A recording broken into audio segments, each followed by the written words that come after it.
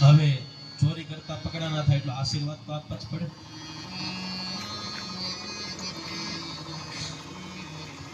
ભગવાને આશીર્વાદ આપ્યા છે. અશ્વિનભાઈ સાહેબ પધાર્યા છે, તેમણે ઉપર આવી કેસગઢ સાહેબ સ્વાગત કરશે. પધારો ઉપર.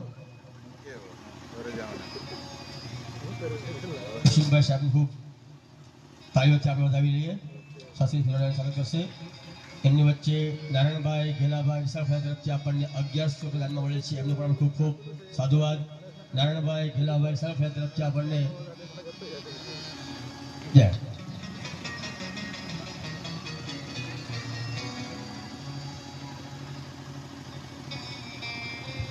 આપણા કમિટીના મંદિર ફેરવ છે ને, જરા હાજર થઈ જાવ 2 મિનિટ માટે.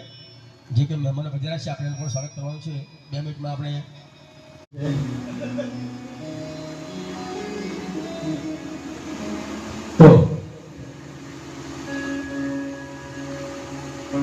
બધાના અભિમાન હતું કે કોની માટે આવ્યા. ભગવાને જે આ ભીષ્મને વચન આપ્યું એ પોતાના વચનોને માન રાખવા માટે ભગવાન પાછા કર્યા છે.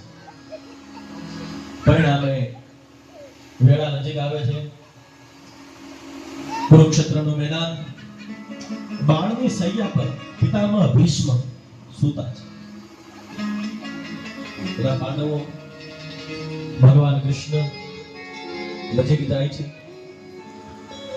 પહેલા તો